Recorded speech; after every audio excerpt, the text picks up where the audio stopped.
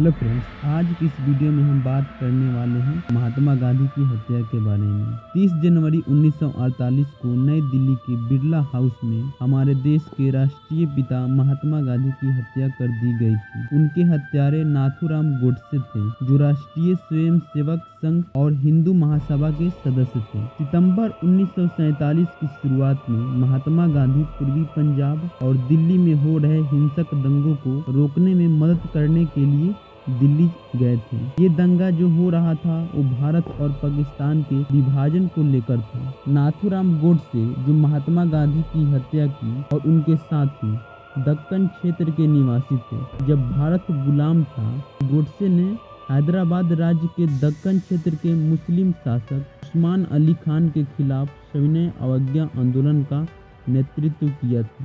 गोडसे 1938 में हैदराबाद में एक विरोध मार्च में शामिल हुआ। उन्हें राजनीतिक अपराधों के लिए गिरफ्तार किया गया और उन्हें जेल की सजा हुई। जेल से बाहर आने के बाद सविनय अवज्ञा आंदोलन जारी रखा और एक पत्रकार के रूप में पाकिस्तान से भाग रहे हिंदू शरणार्थियों की पीड़ा और 1940 के दशक में भड़के भिन्न धार्मिक दंगों के दौरान काम किया। गांधी की हत्या की योजना 1948 के जनवरी में गोडसे और उनके सहयोगियों द्वारा शुरू की गई थी।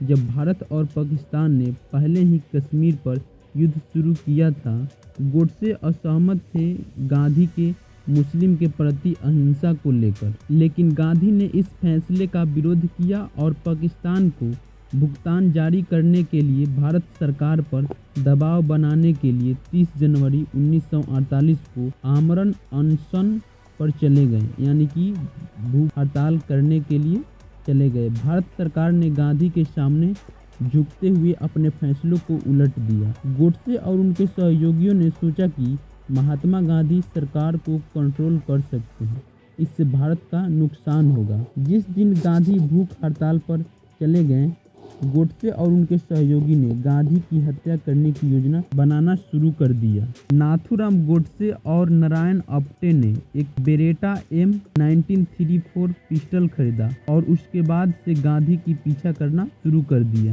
पहली हत्या का प्रयास 20 जनवरी 1948 में, जब गांधी जी नई दिल्ली के उत्तरी हिस्से में एक वाल्मीकि मंदिर में ठहरे थे और वहां अपनी प्रार्थना सभा कर रहे थे। जब विभाजन के शरणार्थियों को आश्रय देने के लिए मंदिर की मांग की गई तो वह बिरला हाउस चले गए, जो कि दक्षिण मध्य नई दिल्ली में स्थित है। बिरला हाउस में गांधी की हत्या का पहला प्रयास 20 जनवरी 1948 को हुआ था। नाथूराम गोडसे और उनके सहयोगियों ने गांधी का पीछा उस पार्क में किया जहां गांधी जी बोल रहे थे। गोडसे और उनके सहयोगियों में से एक ने गांधी जी पर बम फेंका।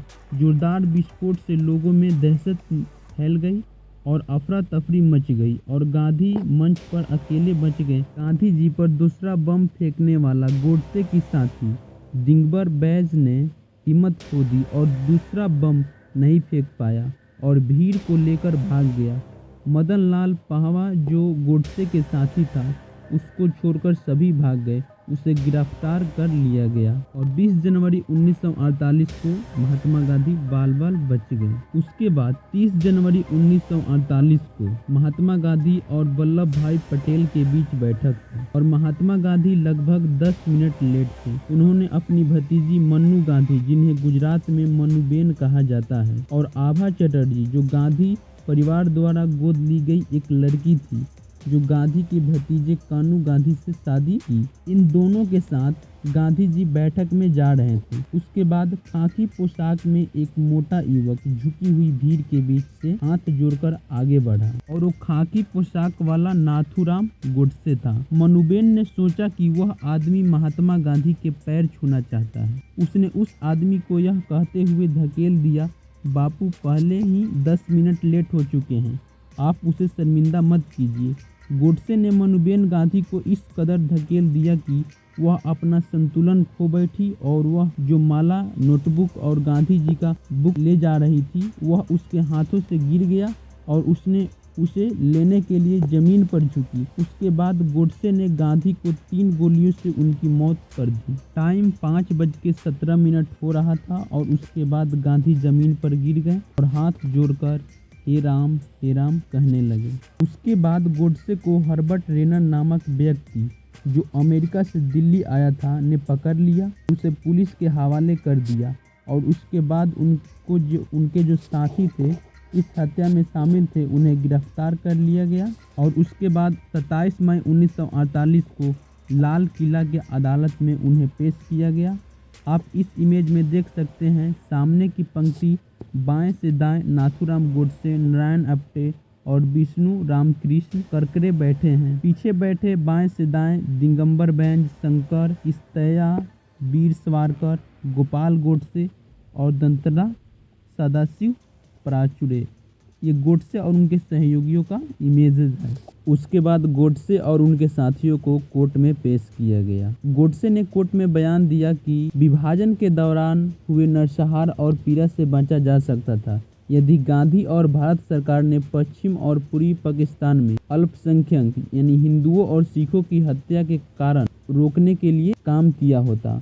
उन्होंने कहा कि गांधी ने पाकिस्तान में हिंदुओं पर हो रहे अत्याचारों का विरोध नहीं किया था और उसके बजाय उपवास का सहारा लिया था। अपने अदालती बयान में गोडसे ने कहा, मैंने मन ही मन सोचा कि मैं पूरी तरह से बर्बाद हो जाऊंगा और लोगों से केवल एक ही चीज़ की उम्मीद कर सकता हूं, वह केवल नफरत के अलावा कुछ भी नहीं। अगर मैं गांधी को मार दूं, लेकिन साथ ही मुझे लगा कि गांधी की अनुपस्थिति में भारतीय राजनीति निश्चित रूप से व्यवहारिक साबित होगी, जवाबी कार्रवाई करने में सक्षम होगी और सशस्त्र बलों के साथ शक्तिशाली होगी और मेरा अपना भविष्य पूरी तरह से बर्बाद हो जाएगा, लेकिन राष्ट्र पाकिस्तान की घुसपैठ बच जाएगा। गोडसे ने कहा कि गांधी का उपवास भारत सरकार पर पाकिस्तान को अंतिम भुगतान जारी करने के लिए दबाव बनाने के लिए था, जो पहले कश्मीर में युद्ध के कारण रुका हुआ और भारत सरकार की बाद की नीति में बदलाव इस बात का सबूत था कि भारत सरकार ने भावनाओं के अनुरूप अपने फैसलों को उलट दी। गोडसे ने कहा कि भारत जनता की राय के बल पर नहीं बल्कि गांधी की सनक से चल रहा। गोडसे ने कहा कि वह गांधी को उनके उदात्त चरित्र, निरंतर काम और तपस्या के लिए प्रशंसा करते थे और गांधी के दुर्जय चरित्र का मतलब था कि उनके जीवित रहने के दौरान नियत प्रक्रिया के बाहर उनका प्रभाव जारी रहेगा। गोडसे के अनुसार गांधी को राजनीति मंच से हटाना पड़ा ताकि भारत एक राष्ट्र के रूप में अपने हितों की देखभाल शुरू कर सके। गोडसे ने कहा कि उन्होंने गांधीवादी अहिंसा की शिक्षाओं का विरोध नहीं किया, लेकिन गांधी की धार्मिक सहिष्णुता और अहिंसा की बात ने पहले ही भारत को मुसलमानों को पाकिस्तान सौंप दिया था। लाखों लोगों को उनके घरों से उखाड़ फेंका था, जिससे भारी हिंसक नुकसान हुआ था और परिवार टूट गए थे। उनका मानना था कि अगर गांधी पर अंकुश नहीं लगाया गया तो वो हिंदुओं के लिए विनाश और अधिक नरसंहार लाएंगे। गोडसे की राय में हिंसक आक्रमण का एकमात्र उत्तर हिंसक आत्मरक्षा। गोडसे ने कहा कि गांधी ने हिंदुओं की कीमत पर मुसलमानों का समर्थन करके अपने हिंदू धर्म और संस्कृति को धोखा दिया, क्योंकि उनके अहिंसा के केवल हिंदू समुदाय द्वारा निर्देशित और स्वीकार किए गए। गोडसे ने कहा, मैं हिंदू धर्म पर होने वाले अत्याचारों और उसके अंधेरे और घातक भविष्य पर गहराई से विचार कर रहा था। अगर इस्लाम के बाहर और गांधी को अंदर छोड़ दिया जाए और मैंने अचानक गांधी के खिलाफ चरम कदम उठाने का फैसला किया। मुझे गांधी से नफरत नहीं था, मैंने उनका सम्मान किया क्योंकि हम दोनों हिंदू धर्म, हिंदू इतिहास और हिंदू संस्कृति में बहुत सम्मान करते थे। हम दोनों हिंदू धर्म में अविश्वास और गलतियों के खिलाफ थे। इसीलिए जब मैं गांधी से मिला तो मैंने उनके सामने झुक गया। गोडसे ने कहा, अपना नैतिक कर्तव्य निभाया और गांधी को मार डाला। उसके बाद यह केस 27 मई 1948 से लेकर 10 फरवरी 1949 तक चला। उसके बाद अदालत ने आरोप के रूप में एक दोषी को छोड़कर सभी प्रतिवादियों को गिरफ्तार किया। 8 लोगों को हत्या की साजिश के लिए दोषी ठहराया गया था और अन्य को विस्फोटक पदार्थ अधिनियम के उल्लंघन के लिए दोषी ठहराया गया था। सावरकर को बरी कर दिया गया। नाथूराम गोडसे और नारायण आप्टे को फांसी की सजा सुनाई गई और शेष जो 6 लोग थे उन्हें आजीवन कारावास की सजा सुनाई गई। गोडसे और आप्टे को 8 नवंबर 1949 को मौत की सजा सुनाई गई थी और 15 नवंबर 1949 को अम्बाला गावोल में फांसी दी गई थी।